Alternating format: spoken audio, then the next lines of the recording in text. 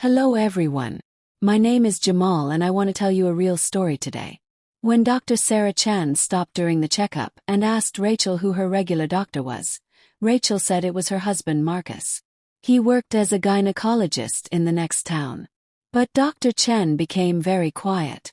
She put down her tools and said, "We need to do some special tests right now because something does not look right inside your body." Her voice made Rachel feel scared and worried. Rachel did not know yet what the doctor had found that made her so concerned. In that moment, the world Rachel knew, where Marcus loved her and took care of her health, started to break into pieces. Rachel sat very still in the examination room, thinking about the strange way the doctor had asked her question. Sarah Chen seemed like a smart and careful doctor, not someone who would worry about small things. Her office was in a bright new building near the park, and Rachel had only come here because the hurting had gotten so bad she could barely walk. For almost a year now, she had felt terrible pain in her stomach that came and went like ocean waves crashing on the beach. Her monthly cycles had stopped making sense. The bleeding happened at strange times and hurt so much it made her cry. Every single time, Marcus would tell her not to worry, saying that women her age often have these problems and her body was just getting older. But something deep inside Rachel's heart told her this was not normal. Her inner voice kept saying that what was happening was very wrong. When Marcus drove away to help his sick father in Boston, she made a secret choice to visit a different doctor. Dr. Chen looked at the ultrasound pictures very carefully, shaking her head back and forth. Her face stayed calm like doctors are supposed to be, but Rachel saw her jaw get tight. The doctor moved the scanning tool around many times, trying to see better. Finally, she stopped and looked at Rachel. There was something in her eyes that made Rachel squeeze her hands together tight. It was not just Dr. Curiosity. It was more like surprise at something shocking. "You told me your husband has been your doctor for 6 years." She asked while cleaning her hands with special soap. "What kind of medicine has he been giving you all this time?" Rachel tried to think hard and remember. Usually it was hormone pills, pain medicine, and sometimes special treatments. Marcus always said he knew her body better than any other doctor could. Dr. Chen walked to the screen showing the ultrasound and pointed at a weird dark shape that did not belong there. "Do you see this strange thing?" she said with worry in her voice. "It is something that should not be in your body, and from what I can tell it has been there for a very long time. It looks like an old birth control device that has gotten stuck in the tissue." Rachel felt all the color leave her face and her skin got cold. "A birth control device," she said again, not believing what she heard. "I never had anything like that put inside me. I would remember if someone did that to me." The doctor picked up the medical papers Rachel had brought and looked through them page by page. "There are no papers here showing that any birth control device was ever placed in your body," she said. "But these things do not just appear by magic. Someone had to put it there, and it did not happen yesterday or last week."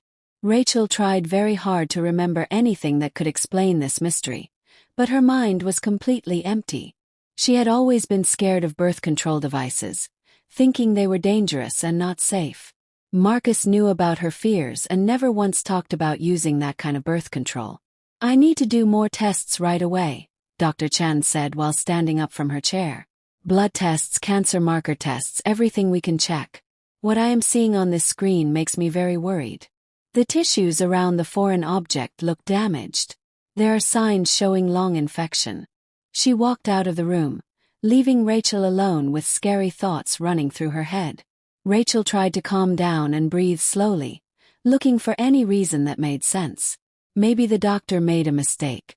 Maybe it was something different, not a birth control device at all. A few minutes passed, and a nurse walked into the room carrying supplies to take blood. The young woman worked without talking, but Rachel saw her look at the doctor with worried eyes when Dr. Chen came back. There was a quiet conversation between them with just looks, full of concern. "Doctor, the infection numbers are really high," the nurse said softly, showing the doctor results from a quick test. Rachel heard these words and felt everything inside her body get tight with fear. Something was very wrong with her body, something she never knew about until today. Dr. Chen sat down across from Rachel and put her hands together on the desk. "Rachel," she said in a serious voice, I need to tell you the complete truth. What is inside your body is dangerous to your health. It is not just a foreign object sitting there. It is causing serious infection that has been going on for a long time. She pulled out a special form and started writing on it. You need to go to the hospital right now to have surgery to remove this thing. The operation cannot wait even one more day. Every day we wait makes the danger bigger and bigger. Rachel stared at the doctor, unable to believe this was really happening to her. Just this morning when she woke up, she was a normal woman with bad pain. And now a doctor was telling her about emergency surgery and serious danger. How could this happen? How could she not know what was going on inside her own body all this time? And there is one more thing, the doctor said while giving her the hospital papers. Because of how this foreign object got into your body without you knowing, I think you should talk to the police. What happened to you might be a crime that someone committed. Those words felt like a heavy weight falling on Rachel's chest. She took the hospital papers with shaking hands, still not understanding how big this problem really was. Crime. Who would commit a crime against her? Who had the chance to do something to her body when she was not aware? One scary thought, impossible and terrible, started forming in her mind. A thought she did not want to think about, but it explained everything that happened. The thought that the person she trusted more than anyone in the whole world might have hurt her in the worst way possible. Rachel walked out of the medical building feeling like the life she had lived for the past 12 years was falling apart. A life where Marcus was a loving husband and caring doctor, where their marriage felt strong and safe. Now that life was breaking into pieces, and she was afraid to imagine what she would find when it completely shattered. The surgery room at General Hospital was filled with bright white lights when the surgeon, Dr. James Rodriguez, started to take the foreign object out of Rachel's body. What he saw made him stop moving for a second with his tools in his hands. The birth control device, turned dark and rusty with age, was stuck so deep in the tissue that removing it needed very careful work. The metal parts were actually cutting into the walls inside, leaving marks of dead tissue and infection. "Oh my goodness," he said quietly while looking closely at what he had removed. "This is a copper 7 device. They stopped letting doctors use these more than 12 years ago because they caused cancer in many women." The nurse helping him handed him a clean container, and the surgeon put the device inside it. Even under all the buildup covering it, you could see the special shape of the device. A device that doctors once thought was wonderful for birth control. Dr. Rodriguez kept working, cleaning out all the damaged tissue and stopping the bleeding. The infection had spread to a large area, and in some places the tissue looked very suspicious and wrong. He took several small samples to send to the laboratory for testing, knowing that the results might be very bad news. 12 years of a cancer-causing device being in her body could not have happened without causing serious damage. When the surgery finished, the surgeon walked with the patient to the recovery room. Rachel slowly woke up from the sleeping medicine that made her unconscious during surgery. Her mind became clear little by little. The first thing she saw when her eyes opened was the worried face of Dr. Rodriguez looking down at her hospital bed. "The operation went well," he said in a gentle voice, but his words carried a warning. "We removed the foreign object, but what we discovered raises big concerns." He showed her a clear plastic container with the dark rusty device inside. "This device has a number on it, C7-2941. We will check it in our computer system to find out where it came from." Rachel looked at the piece of metal that had been poisoning her body for 12 years and could not believe this was real. The device looked evil and scary. Its surface was covered in dark crusty stuff, and the sharp edges had clearly hurt the tissue around it. How could something like this have gotten inside her without her knowing? How could she not have felt this thing in her body? Dr. Rodriguez explained that old devices were often put in without good pain medicine, and patients might not remember it happening, especially if it was done while they were asleep for another surgery. But the main worry was not just that the device was there, but what it had done to her body over 12 years. The copper 7 device was removed from hospitals because it caused cancer tumors in many women. Several hours later, a woman wearing a police uniform walked into the room and said her name was Detective Lisa Morgan. She took out a recording device and a notebook, sitting in a chair next to the hospital bed. Her arrival meant this case was now officially a police investigation, that what happened might be a real crime. "Rachel," the detective started, "I need to ask you some questions about how this device ended up in your body. Did your husband have access to your medical records? When was the last time you were put to sleep for surgery?" These questions hit Rachel like punches, each one bringing her closer to a terrible truth she did not want to face. Rachel tried to focus and remember all the medical procedures from the past years. She had only been put to sleep for surgery one time, 12 years ago when her appendix needed to be removed. Marcus had insisted that the surgery happen at his private clinic, not the big city hospital. "Why would you need other doctors?" he had asked her. "I will watch over everything myself. I will be right there the whole time." The detective wrote down every word carefully, asking for more details sometimes. "Who else was in the operating room with you? How long did the surgery take? What happened after the surgery?" Rachel answered automatically, but with every question, a horrible suspicion grew bigger in her heart. Marcus had controlled everything about that surgery. He had been there from beginning to end. Detective Morgan explained that putting a birth control device in someone without their permission is a very serious crime, especially when the device is known to cause cancer and health problems. The punishment for doing something like this could be up to 12 years in prison. The next day, the hospital room phone rang with a loud sound. It was the medical records office calling. The voice on the phone sounded official and serious, but the information felt like electricity shocking Rachel's body. The device with number C7-2941 was recorded as being thrown away on June 22, 12 years ago at the women's care clinic managed by Marcus Chen. Detective Morgan, who was in the room during the phone call, immediately called her police partners to get the disposal records from the clinic. Rachel lay in the hospital bed, feeling the last bit of hope that this was all a big mistake disappear completely. The facts were stacking up into a terrible picture of betrayal by the man she had trusted with her entire life. Dr. Rodriguez came back with the results from the laboratory tests, and his face looked very serious and sad. "The tissue samples we took during surgery show abnormal cells that are typical of a pre-cancer condition. Stage 2 dysplasia needs treatment right away and careful watching by cancer doctors forever. This is directly caused by having the cancer-causing device in your body for so long." The surgeon explained, "If the device had stayed in your body for 1 or 2 more years, we would be dealing with full cancer that spread everywhere. You were incredibly lucky that you went to Dr. Chen when you did." His words sounded like bad news, not just for her health but for her marriage too. Rachel asked for her phone to call Marcus and tell him what had happened.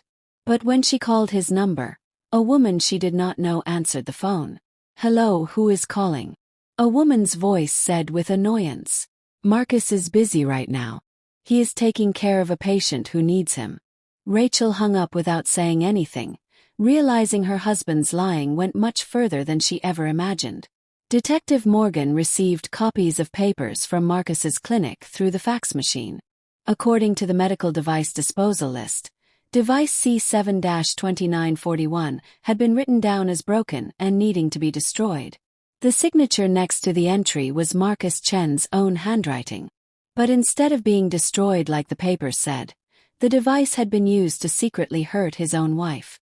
Detective Morgan explained to Rachel that they now had enough evidence to start a criminal case against Marcus. Witness statements, medical records, expert test results, everything pointed to deliberate actions by Marcus Chen. All that was left was to get his confession or find more clues showing why he did this terrible crime. Rachel lay in the hospital room staring at the white ceiling and trying to understand how big the betrayal really was. The man she had lived with for 12 years, the man she had trusted with her body and soul, was capable of horrible cruelty. He was not just lying to her. He was slowly destroying her health on purpose, taking away her ability to have babies, and putting her at risk of getting cancer. But the most horrible realization was that all this time, Marcus had been pretending to be a loving husband and caring doctor. He comforted her when she cried about pain, gave her medicine that could not possibly help, knowing perfectly well what was really causing her suffering.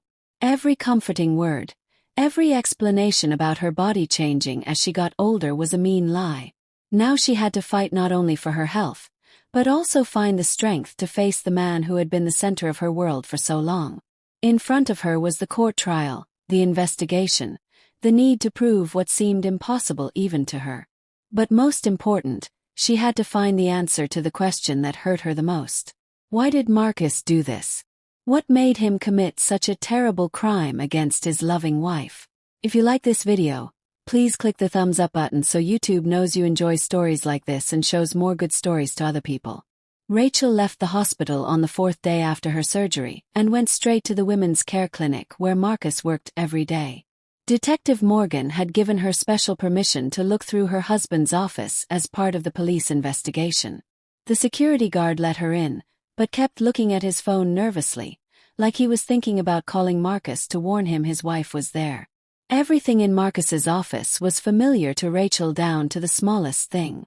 The big wooden desk, the leather chair that squeaked when you sat in it, the framed certificates on the walls, the photograph of their vacation to Hawaii sitting on the shelf. But now, this familiar place felt like a stage hiding a terrible secret. Rachel walked to the safe in the corner, and she knew the code by heart. It was their wedding date, the day they promised to love each other forever. Inside the safe were papers Marcus thought were very important. Among them, she found a thick folder with medical device records from the past 15 years. Her hands shook as she turned the pages, looking for the entry from June 22, 12 years ago. And there it was, the entry about disposing of device C7-2941, next to which was Marcus's signature in his messy handwriting. The office door opened quietly and a young woman in a white medical coat appeared. Rachel recognized her immediately. It was Bethany Cole, one of the clinic nurses, always smiling and helpful. But now Bethany's face showed confusion and fear when she saw the clinic manager's wife holding confidential papers. "Rachel," Bethany said with uncertainty in her voice. "What are you doing here? Dr. Chan told everyone you were still in the hospital recovering from surgery." The nurse was holding something she tried to hide behind her back, but Rachel saw the edge of a pregnancy test box. "I was discharged already," Rachel answered, watching the young woman's face carefully. Bethany looked upset and worried. Her cheeks turned pink and her eyes looked around the room nervously. "What is that in your hand?" Rachel asked, even though she already knew the answer. The nurse got even more flustered and held the test box against her chest tightly. "It is private," Bethany said quietly, but her voice did not sound convincing at all. Rachel noticed a shiny ring on Bethany's finger, a simple gold band with a small stone that looked almost exactly like Rachel's own wedding ring that Marcus had given her 12 years ago. "That is a pretty ring," Rachel said, pointing at the nurse's hand. "Where did you get something like that?" Bethany quickly hid her hand behind her back, but it was too late for hiding. "It was a gift from someone I care about," she said softly, and a sound of stubbornness came into her voice, like she was protecting something very precious to her. Rachel felt everything inside her stomach twist with a feeling of more secrets being revealed. Did Marcus's betrayal go even further than she imagined? Did he have another woman besides the secret surgery he did to her? Did he give the same rings to different women that he claimed to love? Bethany tried to leave the office quickly, but in the hallway, an older woman with a round pregnant belly called out to her. Rachel knew this woman too. Her name was Patricia Wells, a patient who had been coming to the clinic for many years. The woman looked tired but very happy, clearly waiting for a baby even though she was older. "Bethany, thank you so much," the pregnant woman said while hugging the nurse tight. "If it were not for your help and support, I do not know what I would do. Dr. Chen is such a wonderful man. He even helped me find a better apartment for my family. My 2 older children are so excited they will have a baby sister soon." Rachel froze when she heard these words. It meant Marcus had children with other women, and he was helping them with places to live and money. How many secrets was the man she called her husband keeping hidden? Bethany saw that Rachel had heard the conversation, and her face turned completely white with fear. "Patricia, not right now," the nurse whispered urgently, trying to move the pregnant woman away from where Rachel was standing. But it was too late. Rachel had heard enough to understand how big the lies really were. Marcus had not only taken away her ability to have children, but he was also having babies with other women behind her back. The patient walked away down the hallway. Bethany stood there frozen, not knowing what to do or say. Rachel came out of the office holding the folder with the disposal records in her hands and walked toward the nurse. "How many children does he have?" she asked, looking straight into the young woman's eyes. Bethany tried to say it was not true, but her face gave away everything. "I do not know what you are talking about," she said with a shaking voice. "Dr. Chen just helps his patients. He is a good and caring doctor who wants to help people." Rachel shook her head, understanding that the nurse was either fooled herself or was helping Marcus with his complicated lies. At that exact moment, the security guard's phone rang loudly. He answered it, and Rachel heard pieces of the conversation that told her someone was asking about what was happening at the clinic. "Yes," the guard said into his phone. "Your wife came here and was looking through your office. Bethany found her and they talked about something." Rachel knew she did not have much time left before Marcus found out about her visit. He would try to hide evidence or destroy papers that proved his crimes.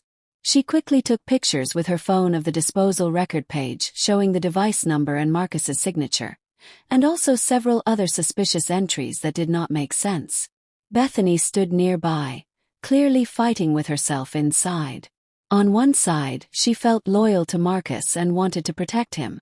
On the other side, she saw his wife suffering and knew something was terribly wrong about the whole situation. The pregnancy test in her hand was clear proof that she was more than just a nurse who worked for him. Rachel decided to take a chance and ask directly, "Is the baby his?" she said, pointing to the test box in Bethany's hand. The nurse did not answer with words, but her silence told Rachel everything she needed to know.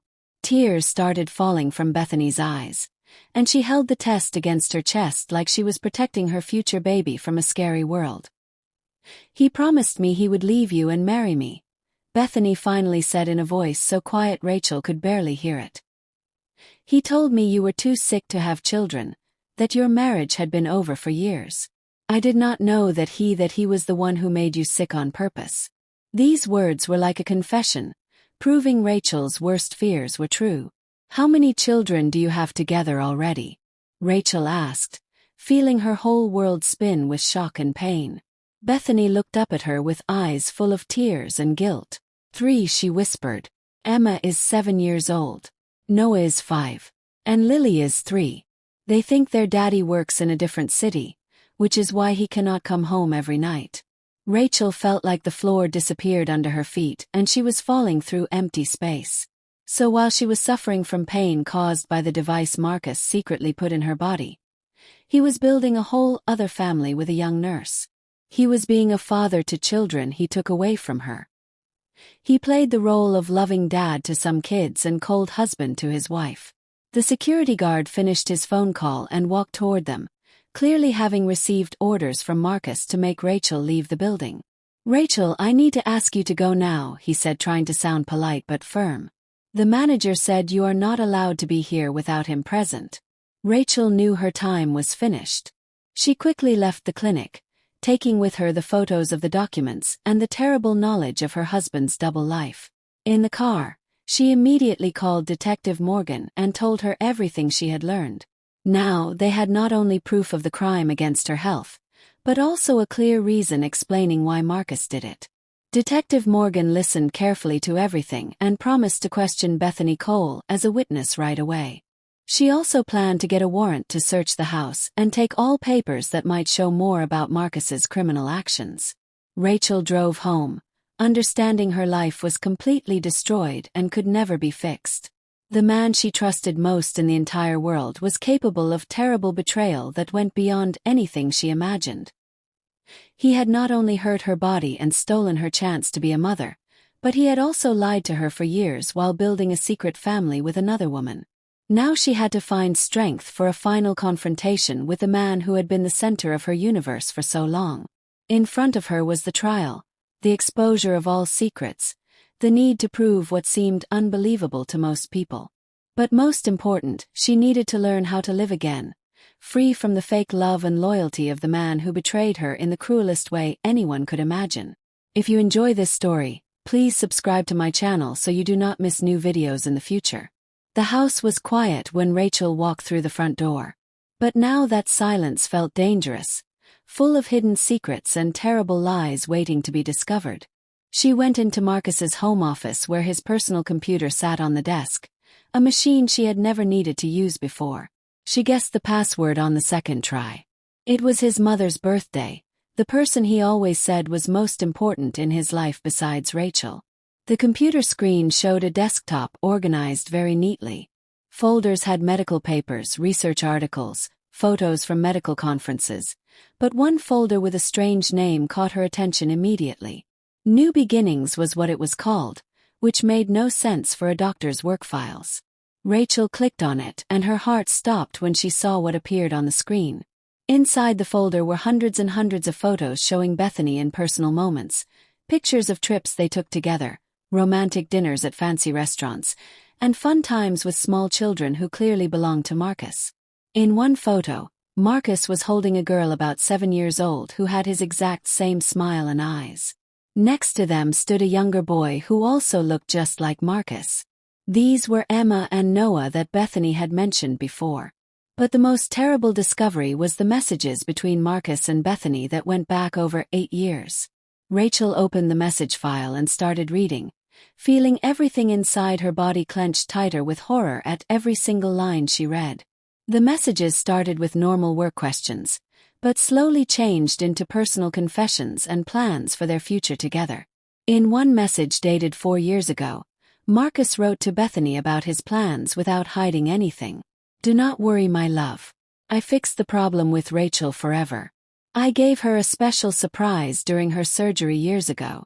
She will never be able to have babies now, and we can be together without worrying about her questions about starting a family." Rachel read the message over and over, unable to believe what her eyes were seeing. This meant Marcus had planned her surgery attack carefully and with a cold heart, talking about it with his girlfriend like it was just a normal work task he needed to complete. He had not done it suddenly in a moment of anger. He had prepared for this crime ahead of time with careful planning.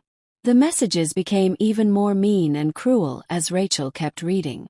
Marcus told Bethany how he comforted his wife when she complained about pain, how he gave her medicine that would not help, knowing exactly what was causing her to suffer so much. He even made jokes about it, calling himself a smart doctor who solved 2 problems at the same time: getting rid of the need to have children with his wife and getting the chance to start a new family with the woman he really loved. In another folder, Rachel found scanned copies of bank papers that completely shattered her image of who her husband really was. Monthly money transfers to Bethany Cole for $3,000 labeled support for Emma, Noah, and Lily.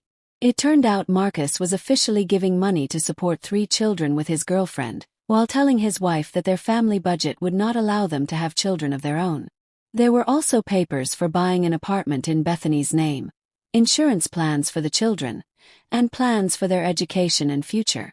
Marcus had created a complete second family that he poured not only money into but also emotions and care. In the messages, he called Emma his little princess and Noah his strong boy. Meanwhile, he saw his wife as a burden he needed to get rid of in the way that caused him the least trouble. It was especially painful to read messages from recent months where Marcus talked about divorce plans with Bethany. He wrote that he would wait until Rachel got cancer from the device he secretly put in her body. Then he could divorce her by saying he could not handle the stress of having a sick wife. Everyone would feel sorry for him and understand, and he would keep most of their money and property. Rachel saved all the files she found onto a USB drive, knowing these were the most important pieces of evidence proving her husband's crime. But emotionally, she was completely broken inside, realizing how deep the betrayal really went. The man she had lived with for 12 years had not just lied to her. He had been carefully destroying her life step by step, planning every move in that destruction like a chess game. The phone rang and made Rachel jump with surprise. Detective Morgan's name showed on the screen. "Rachel," the familiar voice said, "I have news for you, and it is not good news. We got back the results from more tissue tests taken during your surgery. You have pre-cancer cells of the second stage. This is a direct result of having the cancer-causing device in your body for 12 years. Rachel listened to the detective explain the legal parts of the case, feeling cold numbness spread through her whole body. This meant Marcus had not just taken away her ability to have children. He had basically given her a death sentence from cancer. If she had not gone to Dr. Chan when she did, she would have had serious cancer spreading everywhere in just a year or two with almost no chance of surviving. Detective Morgan continued explaining what would happen next. Marcus now faced charges not only of causing serious harm to her body, but also attempted murder because he knew the device would cause cancer. The longest prison sentence for all the charges together could be up to 18 years behind bars. The detective also told Rachel that she had gotten permission to search the house and take all papers connected to the case. Rachel told her about the messages and bank papers she discovered that showed exactly why Marcus did what he did. Detective Morgan listened very carefully and asked her not to touch the computer anymore until police experts could come copy everything properly so the evidence would be accepted in court. Just as Rachel finished talking with Detective Morgan, she heard the front door open in the entrance hallway. Her heart stopped beating with fear. She had not expected Marcus to come home so early in the day. "Honey," his voice called out from downstairs. "Came back early from work. I have a surprise for something special for you." His voice sounded normal, loving and caring just like always, but now that love felt like a disgusting fake mask covering his real face. Rachel quickly closed all the files on the computer but left the screen showing the messages open on purpose. Let him see that his secrets were all exposed now.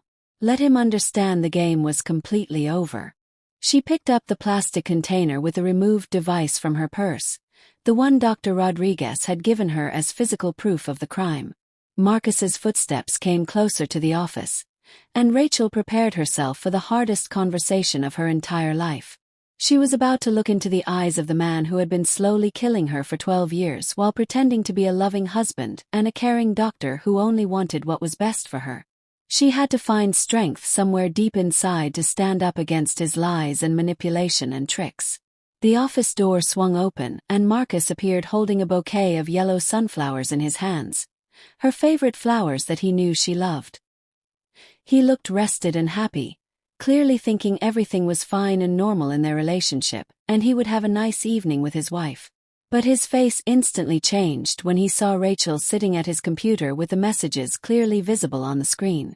"Rachel," he said with uncertainty creeping into his voice, "what are you doing at my computer? Why are you reading my private messages?"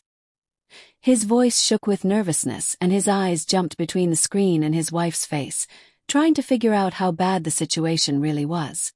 The sunflowers fell from his hands onto the floor, their bright yellow petals scattering everywhere, showing symbolically that their marriage idol was completely shattered and destroyed. Rachel slowly stood up from the office chair and walked toward him, holding the container with the dark rusty device in her hands. "Here is your special surprise," she said in a quiet voice, but every word was hard as steel. "For 12 years you poisoned me from the inside with this dangerous thing, took away my ability to have babies, made me develop precancer in my body, and the whole time you pretended to be a husband who loved me." Marcus lunged forward trying to grab the evidence from her hands. "Give that to me right now," he yelled, losing all control of himself. "You do not understand what you are doing with this. You could ruin my entire career, destroy my reputation that I worked so hard to build." Rachel stepped backward away from him, holding the container tight against her body. For the first time in all the years they were married, she saw her husband's real face without any masks or pretending. At that exact moment, loud footsteps sounded in the hallway downstairs, and Detective Morgan's voice cut through the tense silence like a sharp knife. "Marcus Chen," she said in her official police voice while walking into the office with 2 uniformed officers behind her. "You are under arrest for causing serious harm to another person's body and attempted murder. You have the right to stay quiet and not say anything. Anything you say can be used against you in court." Marcus turned to face the police officers. His face twisted with fear and panic. "This is all wrong," he started saying, trying to sound calm and in control. "I am a respected doctor and clinic manager. I have a perfect reputation in the medical community. You cannot arrest me because of crazy accusations from my wife who is mentally unstable and does not understand medical procedures. Detective Morgan pulled out handcuffs and her face stayed professionally blank, showing no emotion. We have all the evidence we need, including medical test results, device disposal papers, witness statements, and most importantly, your own written confession in the messages where you admit to the crime you committed. Right at that moment, Bethany ran into the house crying with tears streaming down her face, clutching her cell phone in one hand. "Marcus," she cried out loud. "The security guard at the clinic called me and said police came to search everything. What is happening? Why are they here?"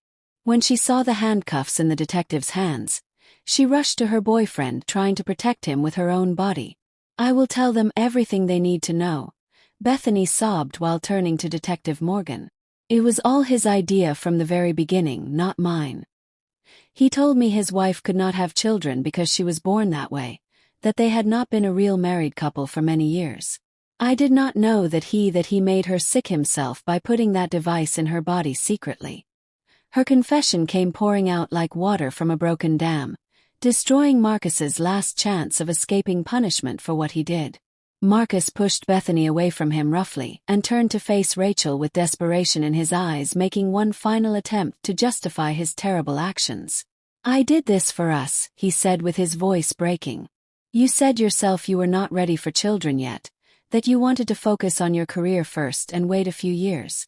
I just helped you avoid getting pregnant by accident when you were not ready."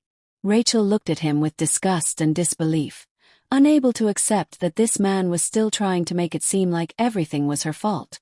"I wanted to wait 2 years, not become unable to have children forever for my whole life," she replied in a cold, hard voice. "You took away my right to choose my own future, gave me a disease and suffering, and you did all of it for her, for your children with your secret girlfriend." Detective Morgan put the handcuffs on Marcus's wrists, ignoring his protests and his attempts to pull away and resist.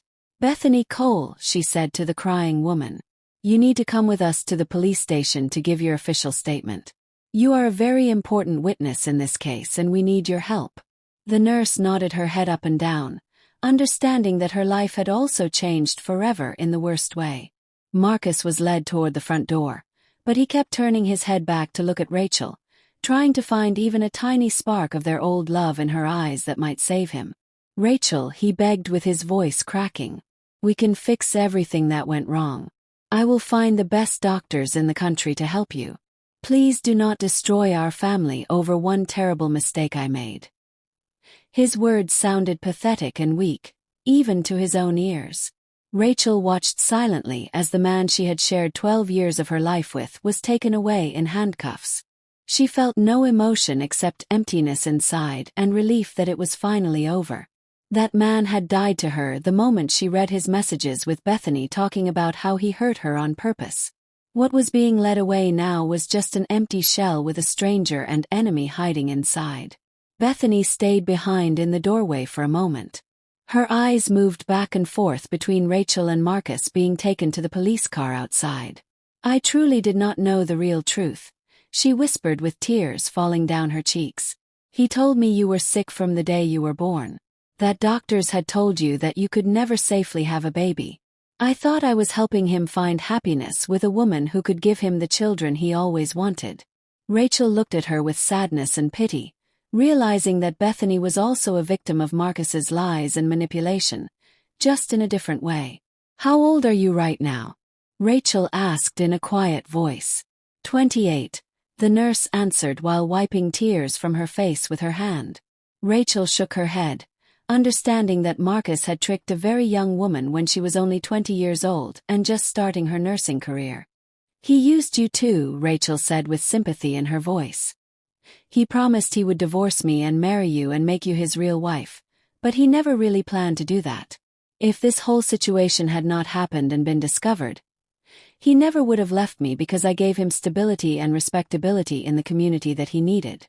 Bethany started crying even harder, finally understanding the complete truth of Rachel's words and seeing how she had been fooled. "What will happen to my 3 children now?" She sobbed with fear in her voice. How will I explain to Emma and Noah and Lily that their daddy is a criminal who hurt people? How will I take care of them and give them food without his financial help and support? Rachel felt sympathy for her even after everything that had happened between them. Detective Morgan came back into the house to get Bethany, waiting patiently for her to finish talking with Rachel before they left. "We really need to go now," the detective said gently and kindly. "The sooner we finish processing all the statements and paperwork, the sooner you can go back home to your children who need you." Bethany nodded and started walking toward the exit, but she stopped and turned back one last time at the door. "Please forgive me," she said to Rachel with her voice shaking. "I know my apology cannot change anything or fix the damage, but I truly never wanted to cause you pain or suffering." Rachel nodded her head silently, unable to find any words to say in response. Forgiveness would come later, maybe in months or years, when the pain of betrayal faded away, when she could think about this whole story without feeling sick inside. The house became empty and quiet, and Rachel was left completely alone, surrounded by the scattered sunflowers and the broken pieces of her old life. She picked up a few yellow petals from the floor, remembering how she used to feel so happy and excited when Marcus brought her surprise flowers. Now those flowers seemed like a cruel joke, Marcus's last attempt to keep pretending their relationship was normal and loving. She walked into the bedroom and started gathering all of Marcus's belongings into boxes, realizing she no longer wanted to see a single thing in the house that reminded her of him. Every photograph on the wall, every book on the shelf, every piece of clothing in the closet was soaked with lies and deception. She needed to start her life completely new, cleaning her space of all the ghosts from her painful past. The phone rang and interrupted her thoughts. Dr. Chen's name appeared on the screen, but it was not Marcus.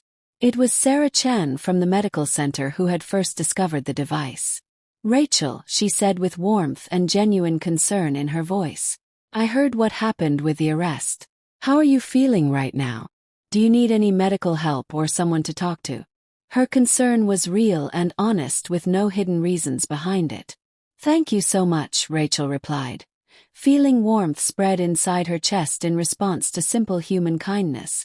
"Physically, I am managing okay. Emotionally, I suppose healing will take a very long time." Dr. Chen offered her free counseling sessions with a therapist and regular health checkups to monitor her recovery after the device removal. After hanging up the phone, Rachel went outside onto the balcony and looked at the city spreading out below her like a blanket of lights. Somewhere in a jail cell sat the man who had been slowly destroying her for 12 years. Tomorrow the trial would begin with questioning, expert testimonies, and public discussion of the most private details of her life. But she was ready to go through all of it to get justice and to warn other women so this would never happen to them. I strongly recommend watching these 2 videos you see on the screen right now. I'm sure you will really like them and find them interesting. And in the comment section below this video, you will find a link to a collection of the best stories from all around the internet. Thank you so much for watching my channel. The county courthouse was packed full with newspaper reporters, Marcus's colleagues from the medical world, and curious people attracted by the shocking case of a doctor who hurt his own wife. Rachel sat in the front row of seats, trying not to pay attention to the whispers and stares from strangers. In the months since the investigation started, she had learned how to block out public attention, keeping her focus on the main goal, which was achieving justice. Marcus sat in the defendant's chair looking thin and much older than before. His once neat and professional appearance had been replaced by pale, sick-looking skin and nervous movements. His lawyer kept whispering things in his ear quietly, but Marcus stared straight ahead into empty space like he still could not believe this was really happening to him. His reputation was completely destroyed. His medical career was finished forever. And in front of him was the possibility of spending many years locked in prison. Judge Michael Foster, a serious-looking man with gray hair and glasses, opened the court session and gave permission for the state prosecutor to begin. The prosecutor carefully presented all the facts of the case, and each fact sounded like a hammer hitting a nail into Marcus's guilt. The secret insertion of a cancer-causing device, years of lying and deception, the parallel family he kept hidden, the cruel messages with his girlfriend where he bragged about what he did. The first witness called to testify was Bethany Cole, who walked into the courtroom looking pale and shaking with fear. Her pregnancy was now very obvious and easy to see. Her rounded belly added drama and emotion to her testimony. She sat in the witness chair, not daring to look at Marcus, who stared at her with desperate pleading eyes. "Please tell the court about your relationship with the defendant," the prosecutor requested in a firm voice. Bethany spoke softly, but in the complete silence of the courtroom, her words could be heard clearly by everyone. "He told me his wife could not have children because of a genetic disease she was born with, that doctors had warned her having a baby would kill her. I believed everything he said. I thought I was helping a good man find the happiness he deserved with someone who could be a mother to his children." She described how Marcus had promised her divorce from his wife and an official marriage ceremony, how he had planned their future together with their children. He said he purposely made his wife unable to have babies so she would not try to claim his money and property in the divorce, Bethany confessed, and angry whispers spread through the courtroom like wildfire. He said it would be better for everyone involved, that Rachel would not have to suffer through a painful divorce process. Marcus's lawyer tried very hard to make Bethany's testimony seem unreliable, suggesting she had reasons to lie because she wanted revenge. But the young woman stood firm in her answers, giving specific dates and exact quotes from messages they had exchanged. Her honesty and sincerity were obvious even to the most doubtful people in the jury. The next witness was Dr. Sarah Chen, who explained her suspicions from Rachel's very first medical examination. The experienced doctor could not help but notice that the patient's symptoms did not match at all with the diagnosis her husband had been giving her. The inflammation was too focused in one area, and the pain too specific for normal age-related changes in the body. Surgeon Dr. Rodriguez showed the jury the extracted device, explaining in simple terms why devices like the copper-7 had been banned from medical use. The cancer-causing properties of the metal alloy had been proven by numerous scientific studies around the world. Inserting such a device was the same as slowly poisoning the patient over many years. A computer forensics expert read aloud the analysis results from Marcus's personal computer, confirming that all the messages were authentic and real, not fake or made up. The digital evidence left absolutely no doubt that the messages were genuine conversations between Marcus and Bethany about how he hurt his wife on purpose. Especially damaging was Marcus's own confession where he wrote about giving Rachel a special surprise during her appendix surgery years ago. The medical expert gave his professional conclusion about Rachel's health condition. The defendant's actions led to Rachel Chen's permanent inability to have children and the development of pre-cancer cells in her body, which without quick medical intervention would have turned into stage 3 cancer. 12 years of having a cancer-causing device in her body caused damage that can never be repaired or fixed. When Rachel herself was asked to speak, she stood up slowly and walked to the front of the courtroom.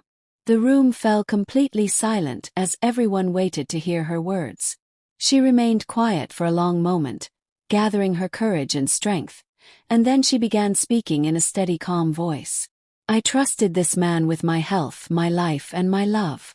For 12 years, I believed he was the person closest to me on earth." Her voice did not shake or break, but every word carried deep pain and disappointment. "He used my love and trust as weapons against me. He used his medical knowledge and doctor skills to hurt me instead of heal me. For 12 years, I suffered terrible pain, not knowing what was causing it. And he would comfort me and pretend to care, knowing that he himself was the reason for all my suffering." Rachel told the court how she had dreamed of being a mother, how she had made plans for starting a family, how she blamed herself for not being able to get pregnant. "Now I know I will never be able to have a baby of my own," she said, and for the first time her voice showed emotion. "He stole that choice from me forever. He made the decision about my body as if it belonged to him and not to me." She spoke about the years of deception and lies, her husband's secret double life, and the children he was raising with another woman while his wife suffered from the consequences of his crime. "The most terrible thing is not the physical pain, but understanding that the person you trust more than anyone in the world is capable of such incredible cruelty and evil." When Rachel finished speaking, there was total silence in the courtroom. Many women in the audience were crying quietly, imagining themselves in her terrible situation.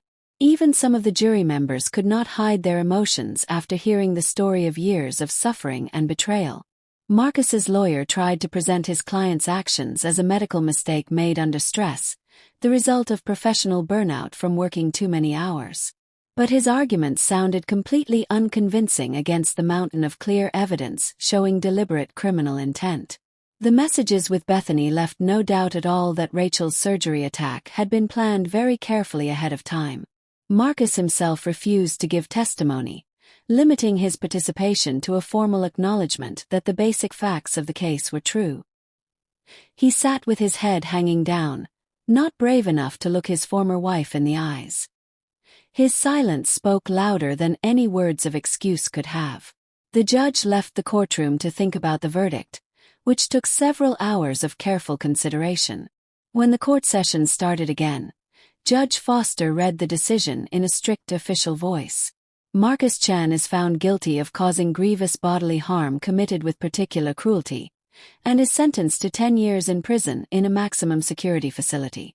Additionally, the court permanently takes away Mr. Chen's medical license forever, and orders him to pay Rachel Chan $600,000 as compensation for physical and emotional damages. He must also pay back all costs for the victim's medical treatment and future rehabilitation therapy. Marcus was led away wearing handcuffs. He never once raised his head to look at Rachel. His lawyer announced plans to file an appeal to a higher court, but everyone understood that with such overwhelming evidence, the chances of getting a lighter sentence were basically zero. The medical community had already rejected and disowned their former colleague completely. His name had become a symbol of professional betrayal of the worst kind. 2 years later, Rachel stood in front of a mirror wearing a soft blue dress that hugged her healthy, stronger body. Regular medical checkups showed that the pre-cancer changes had stopped growing and were under control. Her body was slowly healing and recovering after removal of the poisonous device. Standing next to her was Dr. Sarah Chen, who over the past 2 years had become not just her doctor, but a true close friend. "Your latest test results are completely normal and healthy," Sarah said while adjusting Rachel's hair gently. "The cancer risk has gone down significantly. Your body is showing an amazing ability to heal itself and recover." Rachel smiled, feeling hope and warmth spread through her chest. A small boy about 6 years old appeared in the doorway wearing a nice suit and holding a small pillow with wedding rings tied to it. "Mommy Rachel, you look so beautiful and pretty," said Daniel, the child Rachel had adopted 9 months earlier. The boy had lost his parents in a terrible fire and had spent 2 years in a foster home until destiny brought him to a woman who also knew about loss and pain. Rachel bent down and hugged her son tightly, feeling her heart fill with love for this little person who had come into her life. Motherhood had arrived for her in a way she never expected or planned, but it was no less real and powerful and meaningful. Daniel had started calling her mommy from the very first day they met, as if they had always been meant to be a family together. Sarah, who Rachel now called by her first name, offered her arm to Rachel. "It is time to go," she said softly and kindly. "The guests are all waiting, and the officiant does not like people being late to ceremonies." Rachel took her friend's arm, feeling confidence and inner peace wash over her. Ahead of her was a new life built on honesty, trust, and real genuine love that was not hiding any secrets.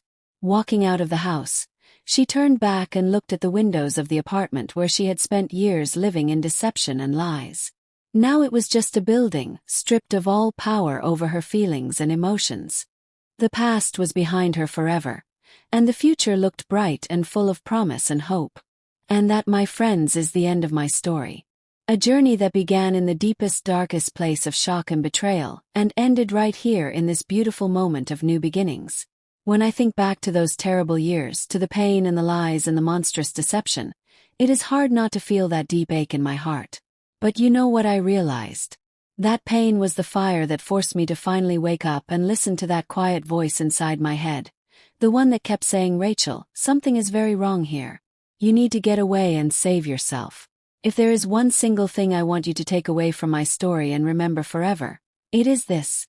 The greatest act of love you can ever do is to fiercely protect your own truth and your own body. Never ignore that gut feeling, that little flicker of doubt, that intuition telling you something is not right. It is your internal compass, more reliable and trustworthy than any marriage vow or doctor's white coat. Marcus tried to put out my light, my ability to choose my future, my health, and my chance to be a mother. But what he did not understand or expect is that complete destruction can actually be the soil where something real, something truly beautiful and good, finally gets the chance to grow and flourish. I lost a husband, a home, and the life I thought I had built. But I found myself and my true strength. I found justice in the courtroom. I found Sarah, who became my best friend. And I found Daniel, my precious son. My family was not destroyed like I thought it would be. It was simply waiting to be built the right way, on a foundation of complete honesty and genuine love and care. And for that gift, I am forever grateful for the second chance I fought so hard to get. Life can be brutal and cruel and unfair, but it is also brilliantly and gloriously kind when you stand up for yourself and refuse to accept lies. Hold on tight to hope and never let it go. Because even after the deepest, darkest betrayal imaginable, the sun absolutely rises again and brings a new day. If you feel the same way I do and you enjoyed hearing my story, please show your support by giving this video a thumbs up. Let me see our numbers grow. I'm really curious, what city are you watching me from right now, and what time is it where you are? Write it down in the comments below. If you would like to support me on my journey creating these stories, you can send a small donation. Thank you so much for listening and for sharing your valuable time with me today. For more true life stories just like this one, check out the other videos on Jamal's Stories channel, and please subscribe so you never miss a new video. There are 2 brand new life stories showing on the screen right now that I'm sure will interest you. Click on one to start listening immediately. With love and hope, this is Jamal.